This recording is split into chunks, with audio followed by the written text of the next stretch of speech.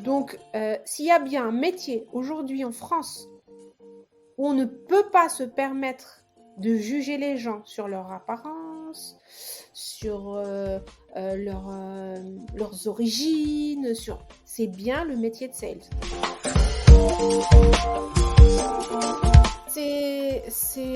Donc je te disais, après, j'ai pas eu le temps d'aller chercher du boulot.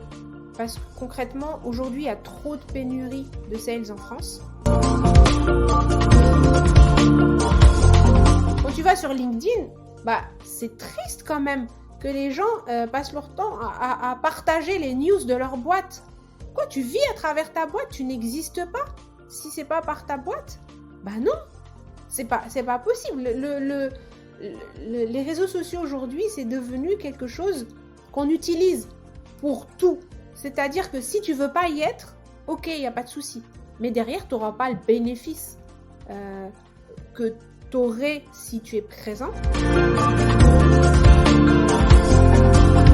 Bienvenue à tous dans ce nouvel épisode de System Sales, le podcast qui donne enfin la parole aux ingénieurs, dans un espace qui leur permet de partager avec vous leur parcours exceptionnel dans la vente, l'entrepreneuriat ou la transition énergétique. Dans ce nouvel épisode, je reçois Amina Bouzidi, sales chez Chili Piper et cofondatrice de l'association Femmes Entrepreneurs et Solidaires. Au-delà de son parcours semé d'embûches, j'ai été attiré par l'énergie et la présence que prend Amina sur les réseaux sociaux. Elle brille par sa gentillesse et son empathie naturelle, mais surtout par sa persévérance et son efficacité en tant que commerciale. Son objectif aujourd'hui, démontrer que tout est possible si on se donne les moyens et prouver que les femmes ont leur place dans la tech, la vente et absolument partout où elles le décident. Si vous souhaitez soutenir ce podcast, m'encourager et donc pouvoir continuer à écouter ces passionnantes interviews, je vous encourage à le noter 5 étoiles sur Apple Podcast et à laisser votre avis. Je lirai une sélection de vos commentaires à chaque début d'épisode. Aujourd'hui, le commentaire d'Arthur. Avec System Sales, j'ai l'impression d'avoir appris des choses, pas par quelqu'un qui a un avis, mais quelqu'un qui fait, et donc ça donne beaucoup de légitimité. Parce que les discussions de comptoir sur le carbone, l'écologie et tout ça, il y en a un peu partout, mais là, on a de vraies discussions avec des personnes qui se bougent pour faire changer les choses et innover dans le bon sens. C'est rare. Exactement Arthur, sur le podcast ici, pas le bullshit blabla, on donne enfin la parole aux ingénieurs, ceux qui font tourner le monde et qui se bougent tous les jours pour rendre réels les rêves des autres ou les leurs. Merci Arthur pour ton commentaire. Et pour recevoir des conseils sur la vente, des fiches en exclusivité, booster ta prise de commande, abonne-toi à la newsletter, je te mets le lien dans la description. Les abonnés ont le droit de me contacter par email pour me poser des questions et recevoir des conseils gratuitement. Allez, je vous laisse en compagnie d'Amina, The Queen of Sales, dans ce nouvel épisode de System Sales.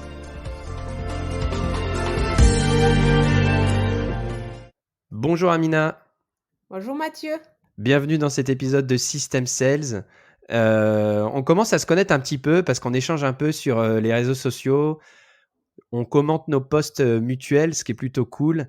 Moi, j'ai suivi un petit peu ton parcours grâce justement à ton Instagram et à ton profil LinkedIn. Mais est-ce que tu peux te présenter à nos auditeurs, s'il te plaît?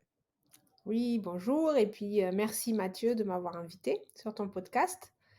C'est vrai qu'on commence à se connaître sans se connaître. D'ailleurs, je suis ravie de te voir aujourd'hui derrière ton micro. Je vois pas grand-chose, mais c'est c'est déjà ça. Je suis caché par le filtre anti-pop, mais des fois, je sortirai la tête de temps en temps. Oui, moi c'est Amina, j'ai 40 ans, je suis maman de 4 enfants. Je suis ingénieure à la base, ça fait plus de 17 ans que je fais de l'IT. J'ai transité, on va dire, tout le monde me dit que j'ai fait une transition ou une reconversion. Moi, je trouve pas, je trouve que c'est une continuité. Donc, j'ai été techos pendant un temps et après, j'ai fait de la gestion de projet. Et petit à petit, j'ai migré vers le business et aujourd'hui, je suis commerciale, je suis sales. D'accord, tu es sales. Et par rapport à ta reconversion, justement, est-ce que tu as transité directement d'un job de technique vers sales via ton entreprise ou tu as choisi d'autres solutions? C'est un peu plus, le passage est un peu plus doux que ça. Quand on fait, de la gestion de projet, on est amené à coordonner beaucoup de personnes et à présenter, voire vendre des projets au C-level, aux responsables de départements, business unit, que ça soit en France ou à l'étranger. Et petit à petit, en fait, j'étais celle qu'il fallait envoyer quand il fallait convaincre. J'étais celle qu'on envoyait dans les situations où il fallait récupérer un stakeholder. Et je me suis rendu compte finalement que, d'ailleurs, on me le disait, tu es la commerciale. Alors que quand on est ingénieur et qu'on nous dit qu'on est commercial, on le prend un peu mal parce que souvent on traite les commerciaux de brasseurs de vent, de un peu mythos, de ceux qui en fait qui parlent mais qui ne font pas. Et donc au début, je le prenais super mal, mais après je me suis rendu compte que grâce à, on va dire, mon talent de j'ai pas envie de dire persuasion, mais grâce à mes talents de communication et le fait que je savais vulgariser et présenter simplement des concepts qui étaient très complexes, eh bien, j'arrivais à faire des projets intéressants à mon équipe. Et c'est là où, à un moment donné, je me suis dit, tiens, ben non, en fait, c'est super valorisant parce que j'arrive à faire prendre des décisions et faire avancer les choses du bon côté parce que je sais et je connais de quoi il s'agit. Et pour une fois, on ne sera pas dirigé par quelqu'un qui ne connaît absolument rien et qui va, on va dire, vendre un truc qui est complètement, qui n'a pas du tout de sens. Donc au début, c'est parti comme ça. Et comme j'étais en grand groupe, et que l'activité était cyclique, on était un petit peu dans l'énergie, le pétrole, ça partait, ça revenait, il y avait plan social sur plan social. Et à un moment donné, j'en avais marre de ne pas finir les projets que je commençais parce que les gens partaient, parce qu'il y avait des réorganisations permanentes. Je me suis dit, bon, je vais quitter le grand groupe parce que cette inertie, cette incapacité à avancer vite et tout, ça, ça me frustre. Et deux, eh bien, je vais faire ce métier que je fais à côté, mais être payé pour le faire. C'est-à-dire, je voulais devenir sales. Donc, c'est une espèce de prise de décision. J'ai sauté le pas, je me suis formée pour devenir commercial. Et derrière, j'ai été directement, on va dire, dans une start-up à Station F pour mon premier rôle de sales. Tu t'es formé comment? Tu peux nous en dire un petit peu plus? Alors, j'avais suivi une école, hem, une start-up école. J'étais un peu férue, je suis toujours du monde start-up et c'était une start-up école. C'était quelque chose qui était peu conventionnel, et c'est Iconoclast. D'ailleurs, j'ai raconté au fur et à mesure sur les réseaux sociaux, comment ça s'est passé, depuis mon départ de ma boîte jusqu'à, on va dire, les 4 mois, parce que ça dure 4 mois et c'est vraiment 4 mois intensifs de formation. Donc j'ai été formée chez Iconoclast. C'est une école de vente qui forme des commerciaux pendant 4 mois et qui derrière les place dans, des entreprises, que ça soit des entreprises partenaires ou, en tout cas facilite, le recrutement avec des coachings, que ça soit RH, développement personnel et des coachings sales pour avancer sur le sales. Donc toi, en fait, en rejoignant Econo, pour te former à la vente, déjà tu cherchais après à te placer dans le monde des startups. Oui, Pourquoi ton tout à attirance fait. vers les startups alors que finalement tu avais déjà fait presque 10 ans de carrière dans des grandes entreprises? Oui, c'est une super question. Quand on passe, longtemps dans les grands groupes, et qu'on maîtrise un peu comment ça se passe, le process de décision et tout, on peut dire que ça peut être du gâchis de quitter ce monde-là et recommencer à zéro. Moi, je voyais la chose différemment. Je voulais travailler dans un endroit ou un univers qui avance hyper vite et donc en start-up, ça c'est un. 2, je voulais un endroit qui était plus inclusif, que, les grands groupes. C'était très important pour moi parce que j'ai 40 ans, je suis une femme, mon diplôme d'ingénieur est étranger et je voulais absolument, on va dire, être dans un endroit où je vais être jugée pour mes compétences et pas pour, d'où vient mon diplôme, combien j'ai d'enfants, tout ça, tout ça. Donc je ne me voyais pas ailleurs qu'en start-up. Tu penses que c'est le cas aujourd'hui ou ça a été le cas, d'être, jugée par ton statut par ta condition de femme ou par tes origines? Aujourd'hui, avec du recul, parce que tu sais, au début, on se remet en cause. Quand les choses n'arrivent pas comme on veut ou à la vitesse, que l'on souhaite, on se pose des questions et moi, au début, c'était, «Ah, mais mon diplôme est étranger». Donc j'ai été, à l'ESSEC, j'ai fait une formation HEC aussi et ça venait toujours pas. Et donc, en fait, on commence à se poser des questions sur, plein de choses. C'est moi, c'est mon apparence, c'est mes origines, c'est le fait que j'avais, des enfants, le fait que j'étais enceinte. En fait, il y a plein de choses qui tournent autour et on se remet toujours en question et quand on sort, en fait, on est dedans, on est pris et quand on voit ce qui se passe autour de nous, on voit comment, notamment les salaires, la différence sur les salaires, la différence sur le niveau on va dire, la vitesse à laquelle un homme et une femme sont promus, indépendamment de l'énergie, de l'effort qu'ils font. Heu, il y a plein de choses qui font que, petit à petit, je commençais à me dire: «Ah ben non, c'est pas mon diplôme. Ah ben non, c'est pas mes origines. Ah ben non, c'est pas le fait». Mais en fait, c'est un tout. C'est un tout et quand on est une femme, on récupère pas mal de boulets sur la route, heu, parce que même si on est dispo pendant le congé maternité, même si on n'est jamais malade, même si eh bien, on est quand même considéré comme, la mère de famille.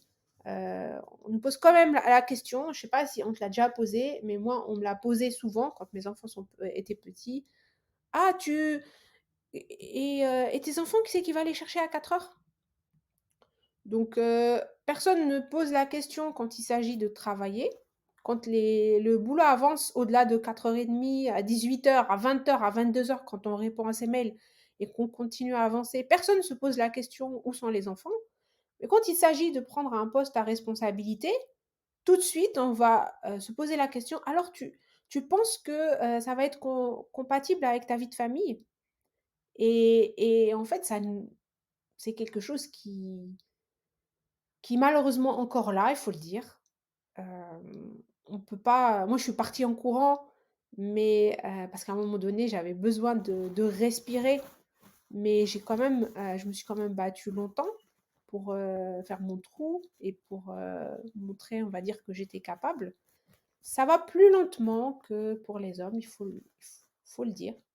Mais c'est pas pour autant qu'on se victimise, c'est pas pour autant qu'on dit, «Bah non, si tu es une femme, tu auras du mal à aller de l'avant».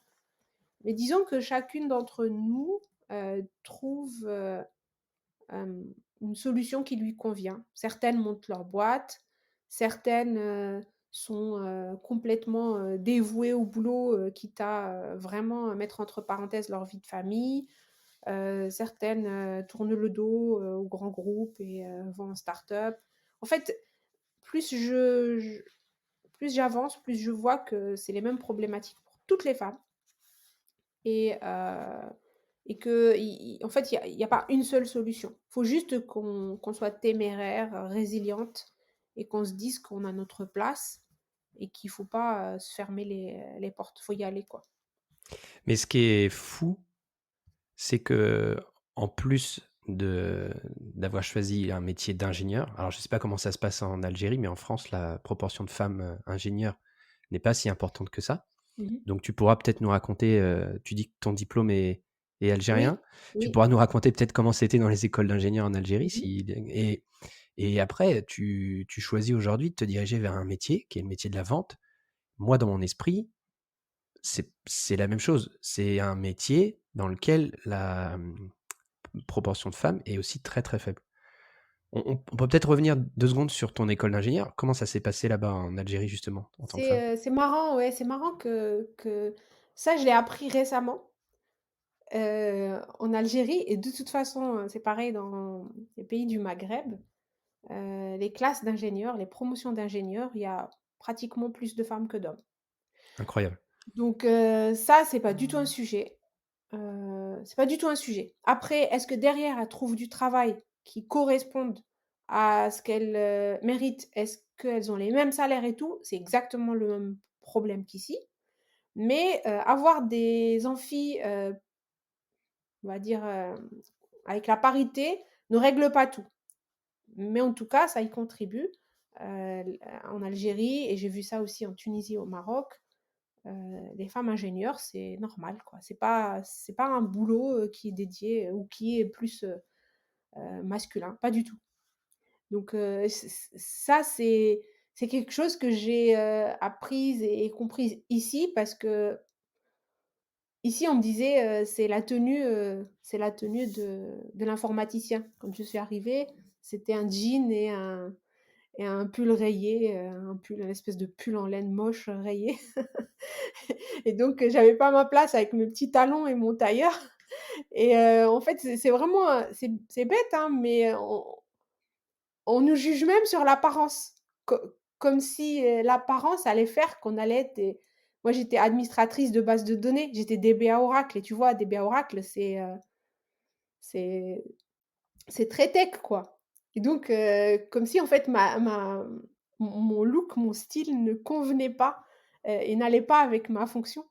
Mais ouais, non, dans les pays du Maghreb, il n'y a pas ce problème-là. Et c'est incroyable parce qu'on en a parlé dans l'épisode 2 avec Axel, Mmh. du podcast où elle expliquait pareil qu'elle a été, intégrée une société de conseil en France et elle s'était vue faire, elle avait reçu des remarques justement par rapport à sa tenue, par rapport à des aspects physiques. Elle avait même, pris une main aux fesses et cetera. Mmh. C'est des choses que enfin, j'imagine pas qu'on dit à un homme. On dit pas: «Écoute, là, ta tenue, elle correspond pas à ci, elle correspond pas à ça». C'est juste fou, en fait. C'est dingue et surtout, c'est beaucoup plus vicieux que des remarques sur la tenue. Je me rappellerai toujours en fait, c'était un espèce d'énorme open space où on était, les DBA et les sysadmins. C'est-à-dire, c'était l'infra, quoi. Donc on avait un expert, sécurité, c'était un peu, un gars de l'ancienne école. Et quand il arrivait sur, le plateau et qu'il nous parlait, il parlait de, stack, machin Java, il parlait de la loupe il parlait de trucs super, super techos avec les gars et dès qu'il se retournait de mon côté, il mettait les mains dans ses poches, il se penchait un tout petit peu et il me disait: «Alors, comment ça va aujourd'hui, Amina? Ça a été avec les enfants?»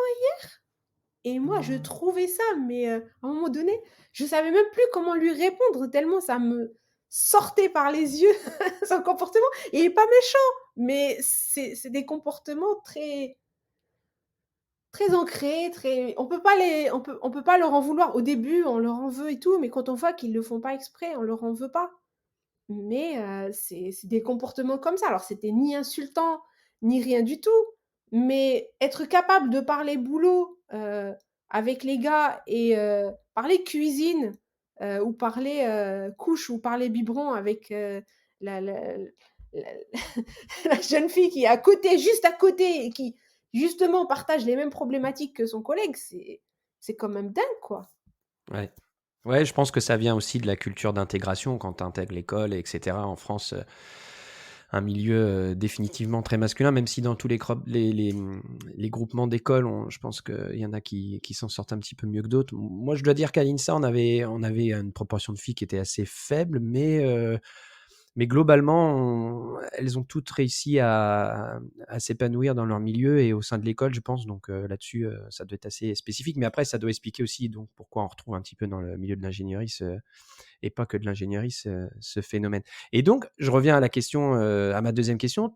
Toi, donc, très combative. Tu te dis, je fais pas les choses à moitié.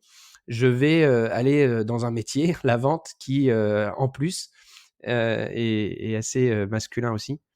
Je savais pas. Non? Ni pour l'un ni pour l'autre. Heu, Heureusement parce que je pense que j'aurais hésité. Si on m'avait dit que j'allais, voir, subir tout ce que j'ai subi, avant de choisir ce que je voulais faire, bah, peut-être que je l'aurais pas fait. Donc, c'est tant mieux que je le savais pas. Hem, je l'ai appris en fait, déjà en intégrant Iconoclast. Au début, les cours, heu, le jargon commercial, en fait, c'est pas pareil. Oui, c'est masculin, mais c'est pas pareil. Le milieu ingénieur est très geek, et très peu, expressif, expansif, c'est vraiment un milieu, pas intellectuel, mais, très discret, très fermé. Le milieu sales, c'est un milieu d'hommes, mais vraiment dans le côté où côté viril, le côté où on va se battre, le côté où on va exposer les choses. Même le jargon quand on parle de j'avais été surprise au début, on nous parlait des objectifs et on nous expliquait justement: «Écoute, quand tu es commercial, il y a pas de période d'essai qui compte. Si tu ne fais pas tes objectifs et tu arrives pas à les faire pendant plusieurs mois, il faut t'attendre à ce que tu sois viré. Donc la seule, option pour, rester et pour, avoir, on va dire, ta place dans une boîte, c'est de cartonner tes objos. C'est de les exploser et c'est en fait, c'est vraiment très, on va sonner cette cloche, on va faire ces putains de en fait, c'est vraiment très, très, expressif et très limite violent. C'est marrant, on a l'impression, alors c'est très compétitif, d'accord, Oui, compétitif. mais on a un jargon un peu, il y a un jargon un peu guerrier, un peu, C'est ça. ouais, c'est assez. C'est ça et au début, en fait, j'étais, très, très, très étonnée et je me rappelle avoir posé, à Arnaud, on était en Zoom et en fait, il était là à fond sur, ses objos avec son jargon et tout le monde était, c'est même les émoticônes, c'est du feu, c'est des éclairs, c'est et moi, j'avais mis juste une phrase et j'avais mis: «Ça pue la testostérone». J'avais refroidi tout le Excellent. Zoom et lui, il rigolait, mais en fait, c'est un milieu qui t'embarque. Donc moi, quelques mois après, j'étais pire qu'eux. Et c'est finalement pas quand on est de l'extérieur, on dit que c'est masculin. Mais quand on est dedans, en fait, c'est un mood, c'est un état d'esprit, comme tu dis, guerrier.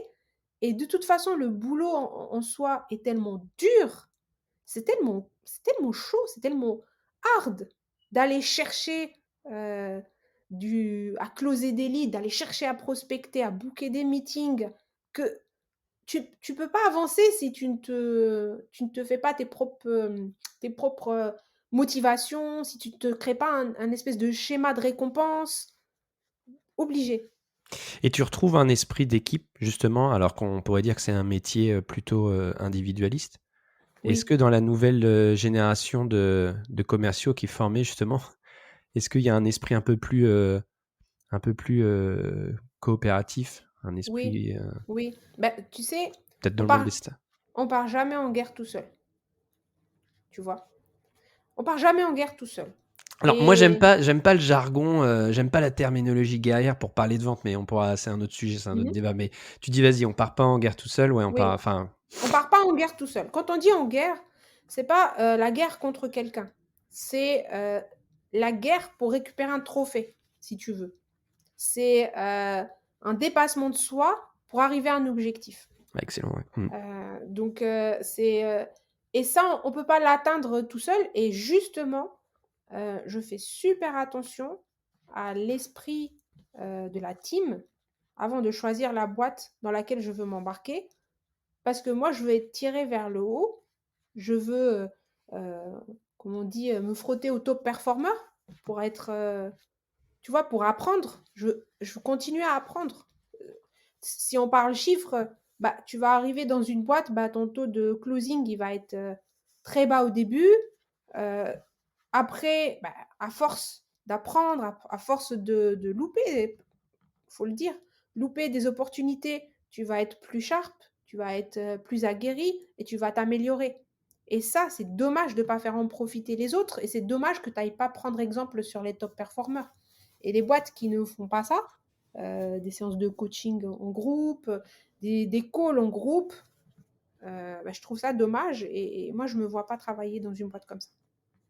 Ouais, l'échange de bonnes pratiques entre les membres de l'équipe commerciale et puis un leadership incarné par le head of sales, je pense, qui est un coach d'équipe plus qu'un directeur de vente, je pense, Oui, non? Ouais. oui, oui, oui, c'est ça. En fait, quand c'est différent, tu vois.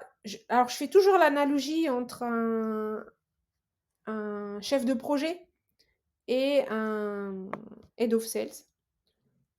Le truc, c'est que j'ai l'impression qu'en termes de management, le fait d'avoir été manager de projet me donne une espèce de longueur d'avance parce que je sais que pour que ça fonctionne, il faut que chacun y trouve son compte. Et si un tel, bah, son compte, c'est qu'on s'installe avec lui le matin pour lui demander comment il a passé son week-end ou comment ça s'est passé avec son petit qui était malade, ben, je suis aussi capable de m'adapter à l'autre qui n'a pas besoin que je fasse de check régulier et que justement il n'aime pas ça. En fait, c'est ça, c'est que ton objectif à toi, en tant que manager sales, c'est de donner les moyens à ton équipe d'exploser leurs objectifs. C'est-à-dire que toi, tu es là, allez, je te fais la courte échelle. Allez, toi, tu montes sur mon dos. Et en fait, c'est une espèce de métaphore. Mais si tu es là juste pour faire la police, bah, à la limite, on n'a pas besoin de toi, quoi. On va te remplacer par un fichier Excel. Ouais. Et quand tu parles, Amina, on sent ton apathie, une empathie naturelle pour apprécier les autres, etc. C'est une qualité qui doit te servir beaucoup, non, dans ton métier de sales? Tu sais, chacun de nous a des talents. On a trop pris l'habitude, en tout cas en Algérie et en France, parce que j'ai vécu dans les deux pays, de voir la chose à l'envers, de dire toi, il faut que tu t'améliores là et là et là. Toi, c'est sur ça que tu pêches.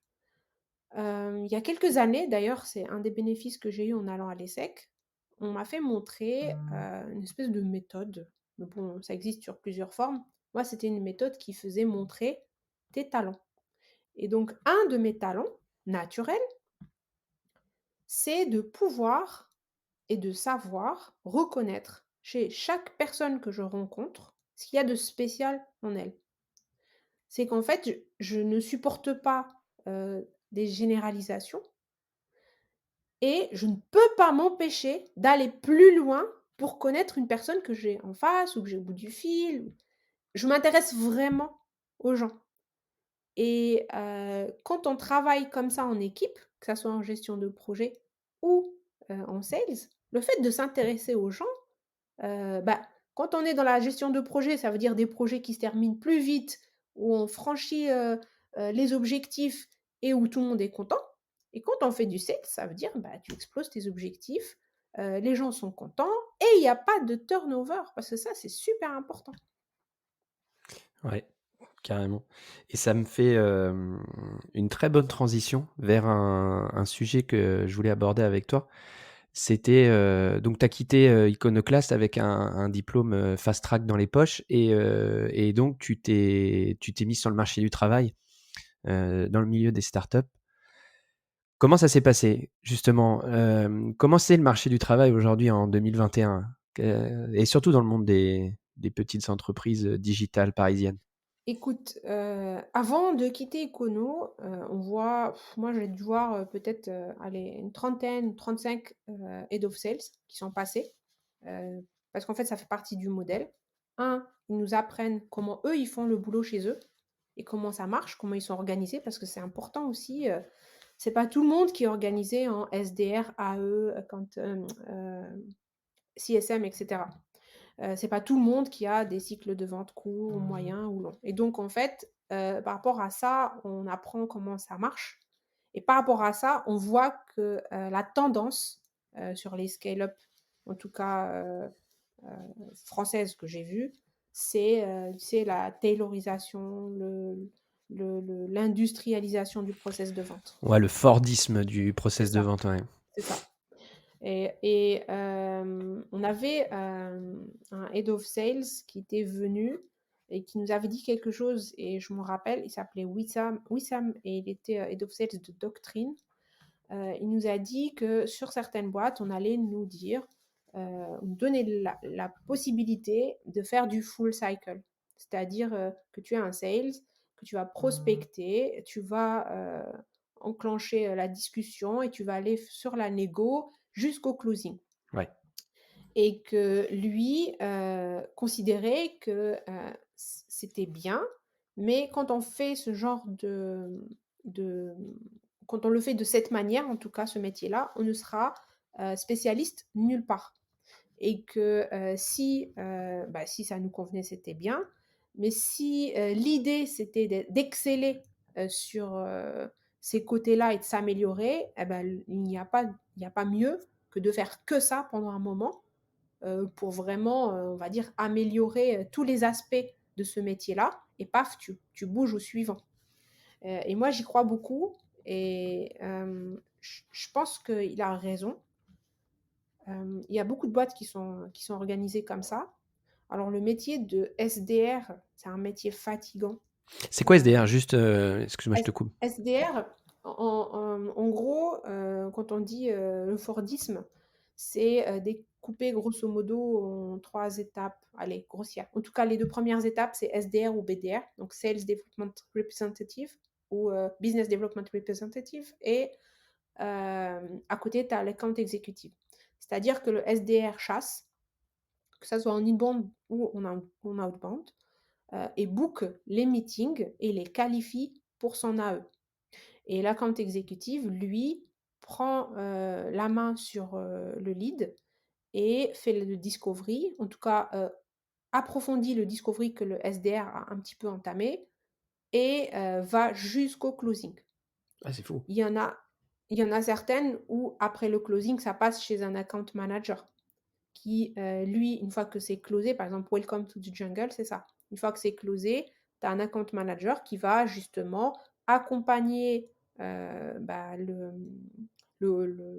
compte ou Mm. le client jusqu'à ce qu'ils mettent en place la solution. Et derrière, tu as des Customer Success Managers qui sont là, répondre aux tickets. euh, Parfois, tu as de l'upsell et du cross-sell entre l'account manager et le CSM. Mais voilà, en fait, toi, en tant que SDR, du coup, c'est pour ça que je te disais c'est dur, tu fais que de la chasse.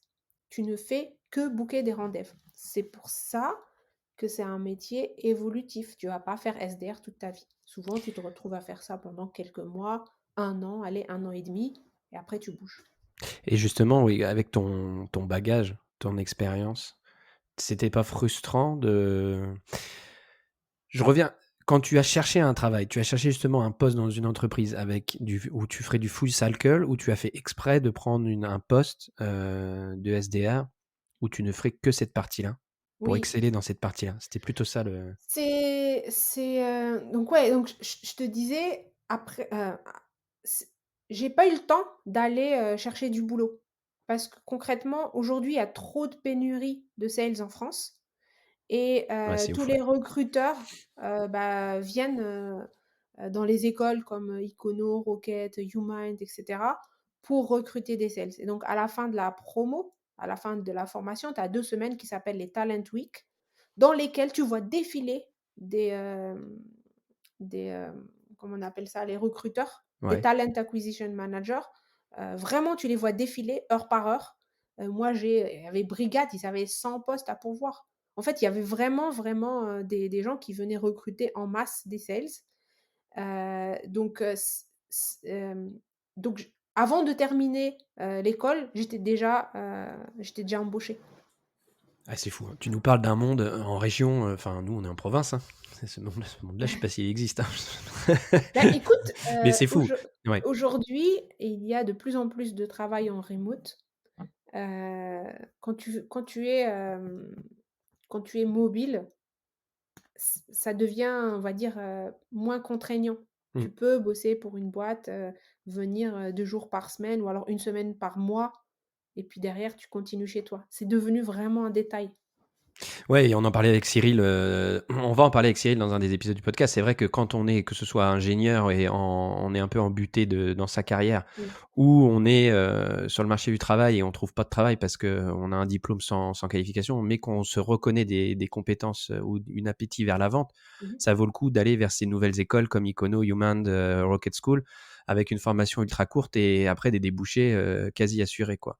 Tout à fait. Ouais, et du coup, je reviens à ma question. Toi, donc, quand tu as occupé le poste de Oui. SDR, c'était pas trop frustrant justement d'être limité sur une single task plutôt Alors que d'être sur un full j'étais pas cycle? SDR, je voulais surtout pas le faire, Ah pardon, parce excuse-moi. que oui, oui, en gros, c'est marrant, hein, parce que quand on est, chez Icono, on touche un petit peu à tout.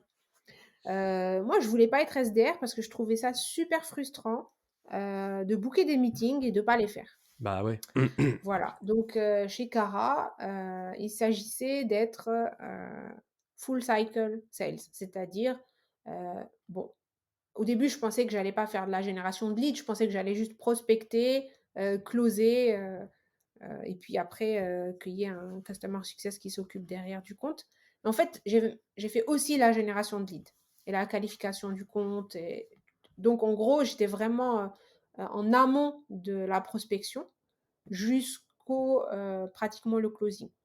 C'est-à-dire, tu bookes, tu qualifies ton compte, tu trouves les bons interlocuteurs dans le compte, tu les adresses d'une façon ou d'une autre, tu bookes ton meeting, tu fais ta démo et tu les closes entre guillemets pour les onboarder dans l'appli.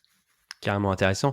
Et ouais, non, mais je comprends. Enfin, je veux dire, faire du full cycle, moi, je pourrais pas abandonner mon client après juste 5 minutes de discussion. Merci, on a un meeting, je passe la main à mon collègue. Non, c'est juste, enfin, moi, je pourrais Oui, pas concevoir. Même dans l'industrie, enfin, c'est pas possible. On n'imagine pas ça. Les account managers, c'est des gens d'expérience techniquement, qui sont souvent d'ailleurs propulsés d'un poste technique vers un poste de sales. Et on va pas leur dire demain, tu me fais juste de la prospection. Par contre, je pense qu'ils auraient besoin peut-être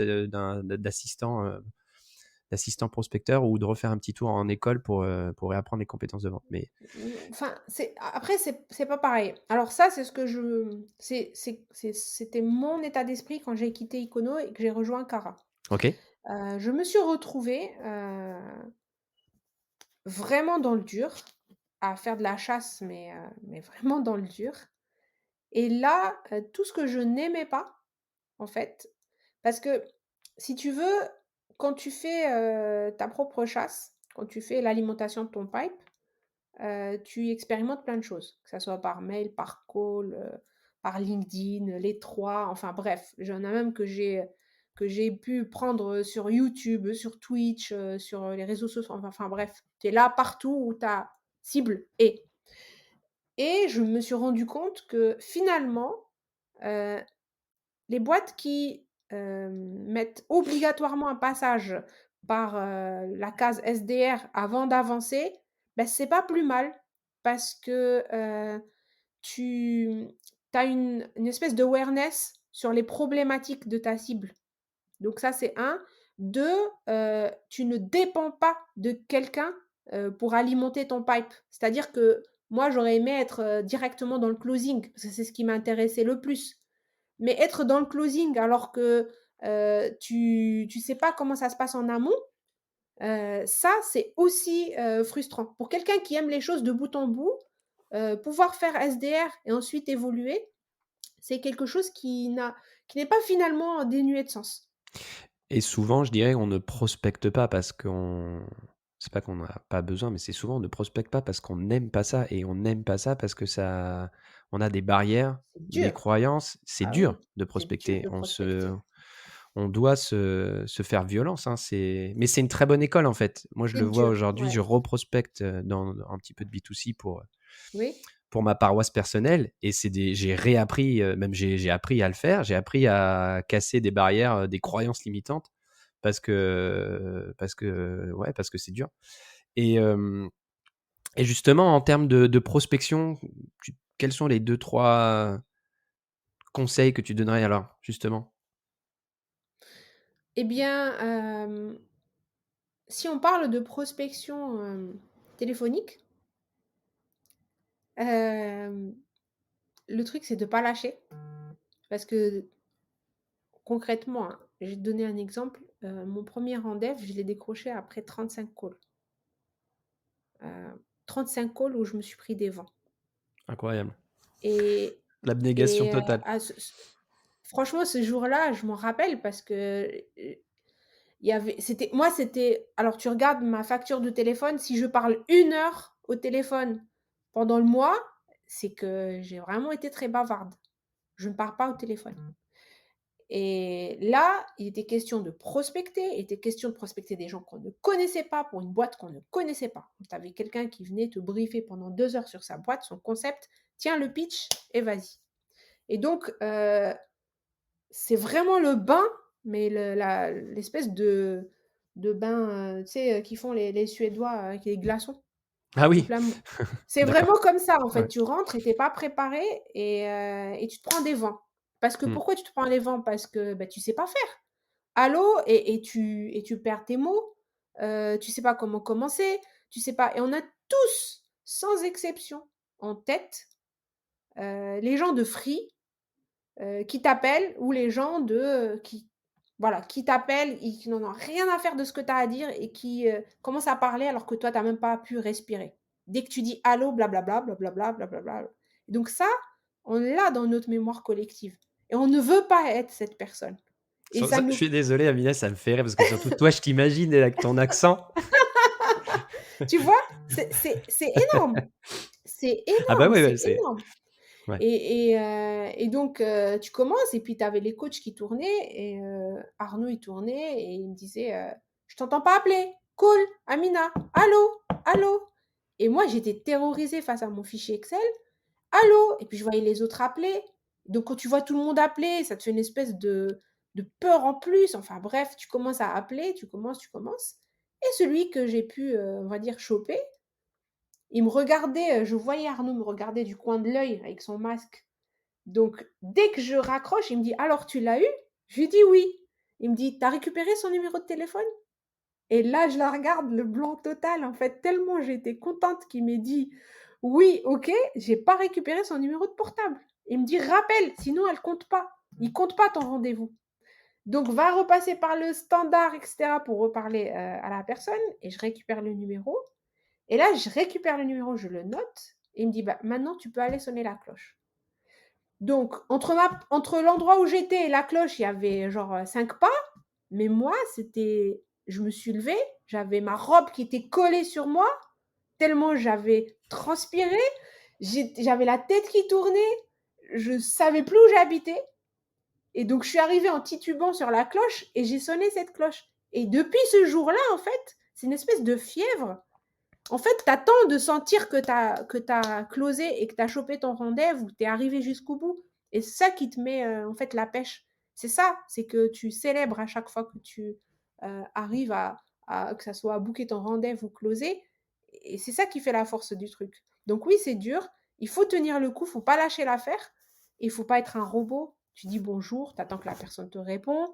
Et puis tu parles d'elle, hein, tu ne parles pas de toi. Parce que personne n'a envie qu'on l'appelle pour parler de nous. Donc, si je t'appelle aujourd'hui, bonjour Mathieu, bah, évidemment, je vais te saouler. Et on le voit aussi parce que je pense que tu as fait du multicanal, email, messagerie, Oui, etc.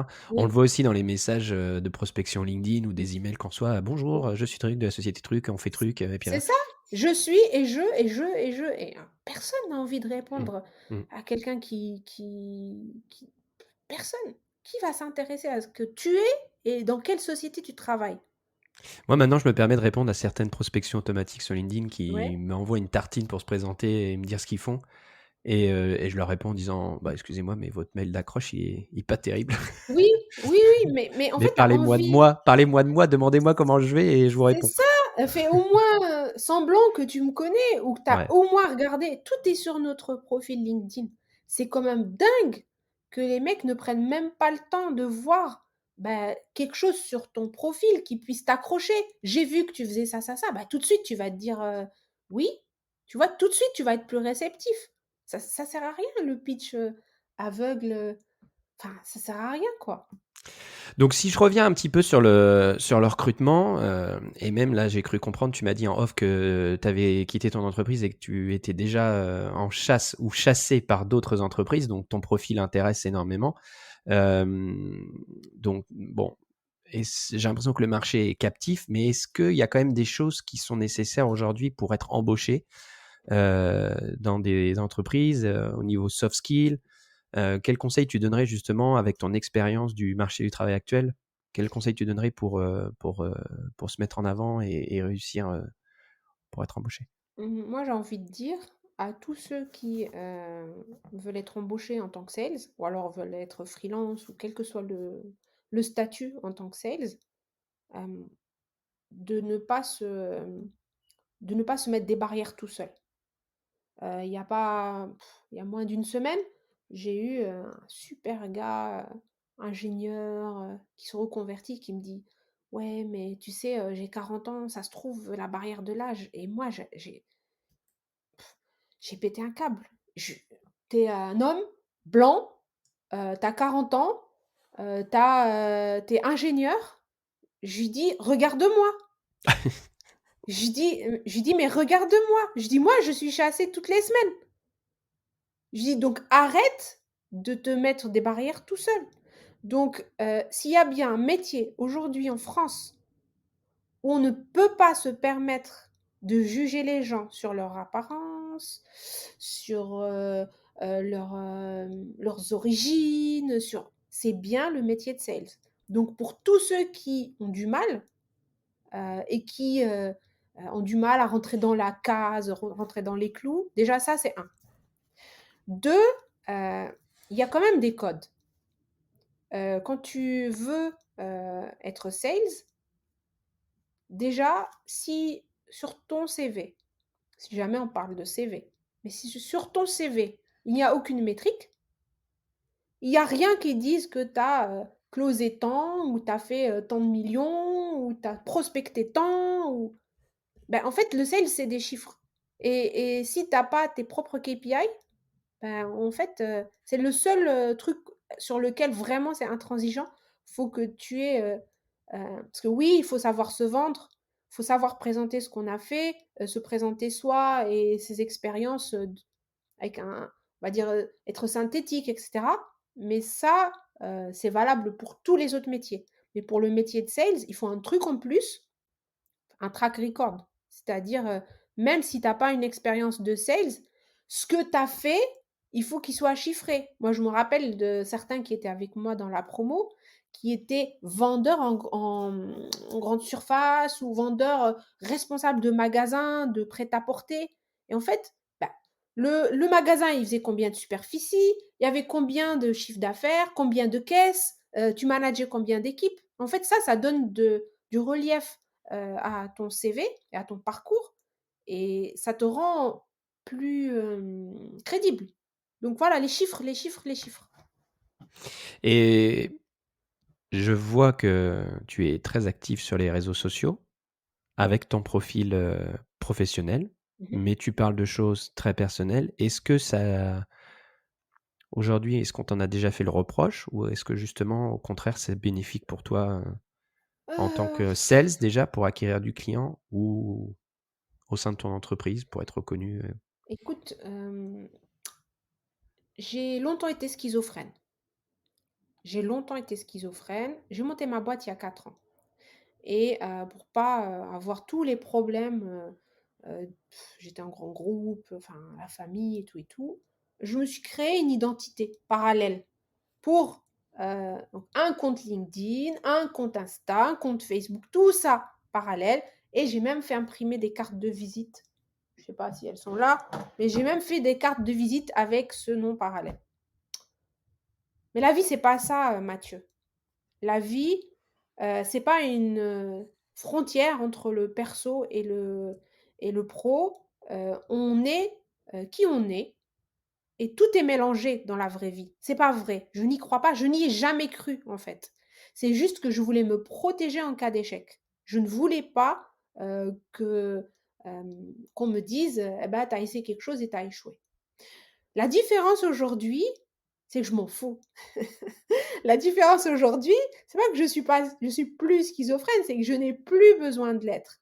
Et quand tu veux recruter un sales, un ingénieur, quel que soit ce que tu veux recruter, tu as envie de voir, c'est pour ça que je te disais, des chiffres, des KPI, tu as envie de voir ses hard skills, mais tu as envie de voir quel est l'humain qui se cache derrière cette personne, tu as envie de voir qu'est-ce qui a fait que cette personne est devenue ce qu'elle est aujourd'hui, et c'est forcément du perso. Donc, pour moi, cette coquille-là, qui est, bah, écoute, moi, je fais la frontière, ça, c'est ma vie pro, ça, c'est ma vie perso, ça m'a fait beaucoup de mal parce qu'en fait, tu sais plus sur quel pied danser. À un moment donné, je me posais la question, je veux dire un truc. Alors, est-ce que je le range là ou est-ce que je le range là? Non, on est ce qu'on est avec nos contradictions, hein, mais on est ce qu'on est. On peut pas vouloir avancer et se forcer à choisir une des directions.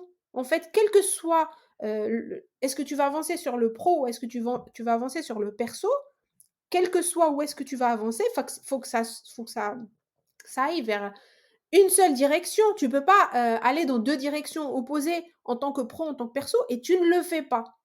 Donc, à quoi sert ce manège? Parce qu'en fait, notre énergie, c'est ce qui compte le plus hein, dans la journée. C'est ton énergie, où est-ce que tu la mets? Et donc, pour moi, c'est mon truc le plus précieux, c'est mon énergie. Et j'ai envie que mon énergie soit à l'endroit où je suis, c'est-à-dire moi en tant que personne et pas moi en tant que sales, moi en tant qu'ingénieur, moi en tant que business, moi en tant que maman, moi en tant... Je suis tout ça. Pourquoi est-ce que je suis obligée de séparer ceux qui ça dérange, donc à passer leur chemin. Incroyable cette énergie. Ouh là là, j'espère que tout le monde va en bénéficier en écoutant. Mais juste la dernière question, est-ce que tu penses que tout ça, ça passe obligatoirement par être présent sur les réseaux sociaux ou il y a d'autres façons de justement de mettre en avant ce qu'on est, ses soft skills, toutes ces choses-là? Écoute, ça dépend de ce que tu veux faire. Si ton objectif, c'est de faire de l'inbound, c'est-à-dire si ton objectif, c'est qu'une personne, si elle veut bosser avec toi, si elle va aller sur tes réseaux sociaux, elle va savoir un petit peu dans quel monde elle est, eh ben, obligé que ton contenu qui reflète ta personnalité. Tu vois, si aujourd'hui c'est le réflexe, quand tu vas chercher quelqu'un, tu vas le chercher sur LinkedIn. Quand tu vas sur LinkedIn, bah, c'est triste quand même que les gens passent leur temps à partager les news de leur boîte. Quoi, tu vis à travers ta boîte, tu n'existes pas si c'est pas par ta boîte? Bah non, c'est pas possible. Les réseaux sociaux aujourd'hui, c'est devenu quelque chose qu'on utilise pour tout. C'est-à-dire que si tu veux pas y être, ok, il n'y a pas de souci. Mais derrière, tu n'auras pas le bénéfice euh, que tu aurais si tu es présent, qui est que les gens vont te connaître. Et en fait, ça va te faire, tu vas te créer ton personal branding. Ton personal branding va travailler pour toi.